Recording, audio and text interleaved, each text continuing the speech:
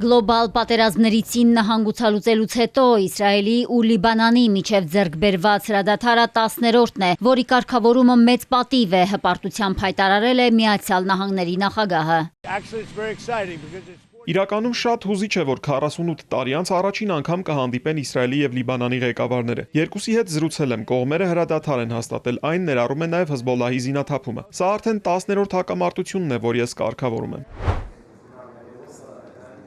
Վաշինգտոնում Միացյալ Նահանգների պետքարտուղարի միջնորդությամբ թշնամական երկրների ներկայացուցիչների հանդիպումից ու Դոնալդ Թրամփի միջամտությունից հետո հաջողվել է 10-օրյա հրադադար կնքել, որն արդեն ուժի մեջ է։ Թրամփը հանձնարարել է վարչակազմի բարձրաստիճան պաշտոնյաներին, փոխնախագահին, պետքարտուղարին ու Միացյալ Շտաբների պետերի կոմիտեի նախագահին աշխատել Լիբանանի ու Իսրայելի ղեկավարների հետ երկարատև խաղաղություն հաստատելու համար։ Սպիտակ տան ղեկավարը երկու երկրների առաջնորդներին հրավիրել է Վաշինգտոն առաջին կառուցողական բանակցությունների համար։ Հեզբոլլահը համաձայնել է, սակայն պայմանով, որ խմբավորումը չի խախտի հրադադարը, եթե Իսրայելը դադարեցնի հարվածները։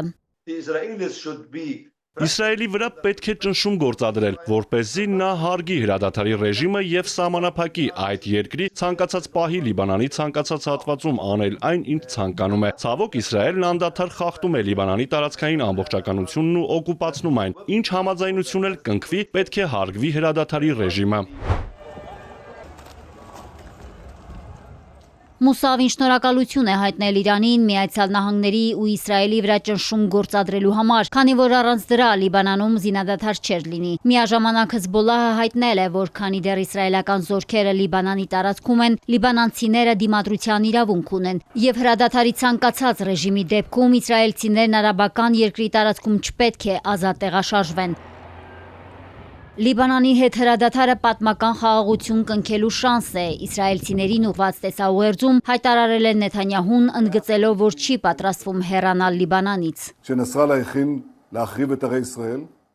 Այս հնարավորությունը ստեղծվել է Լիբանանում ուժերի հավասարակշռությունը լիովին փոխելու շնորհիվ։ Վաշինգտոնյան հանդիպմանը մենք ներկայացրել ենք երկու հիմնարար պահանջ՝ Հեզբոլլահի զինաթափում եւ ուժի միջոցով տևական խաղաղության հաստատում։ Հեզբոլլահն էլ է երկու պահանջ ներկայացրել։ Իսրայելը պետք է դուրս բերի իր ուժերը Լիբանանի տարածքից եւ հրադադար լռության դիմաց սկզբունքով։ Ոչ մի պայմանի հետ համաձայն չենք։ Մենք մնալու ենք Լիբանանում անվտանգության գոտում։ Սա բուֆերային հատված է, որը ձգվում է միջերկրական ծովից մինչև Սիրիայի սահման։ Թեպետ բոլոր կողմերը խոսում են պատմական ձեռքբերումից, այնուամենայնիվ Լիբանանի զինված ուժերը հայտնում են, Իսրայելը մի քանի անգամ խախտել է հրադադարի ռեժիմը, Ցախալը հարվածել է արաբական երկրի հարավային գյուղերին։ Կրակի դադարի համաձայնությունից ժամեր անց Իսրայելը սկսել է Խիամ քաղաքի վրա լայնամասշտաբ գրոհը։ Իսրայելական հարվածների հետևանքով ավերվել է Լիբանանի հարավը, երկրի մյուս հատվածներին կապող վերջին կամուրջը։ Ռազմական գործողություններին զուգահեռ Իսրայելի պաշտպանության բանակը լիբանանցիներին կոչ է արել հետաձգել վերադարձը։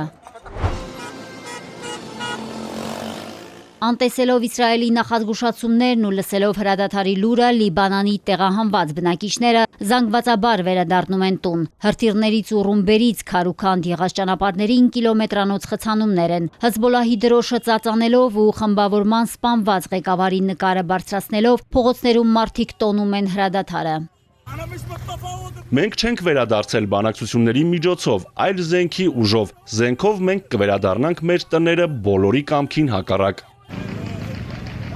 Մենք ուղիղ բանակցություններ չենք ուզում, մարտադաշտն է որոշում պատերազմի ելքը, իսկ Հեզբոլլահի դիմադրությունը թելադրում է իր պայմանները։ Ինչպես Հեզբոլլահի նախկին ղեկավար Հասան Նասրալլահն է ասել, ուժն է խոսում, իսկ արդյունքները ոչինչ չեն տալիս։ Չնայած Թրամփի հայտարարությանը, թե հակամարտությունը հանգուցալուծված է երկու երկրների ղեկավարների հանդիպման թե օրը, թե հավանական արդյունքը անհայտ են։ Մարիկ Օստանյան, Էպիկենտրոն։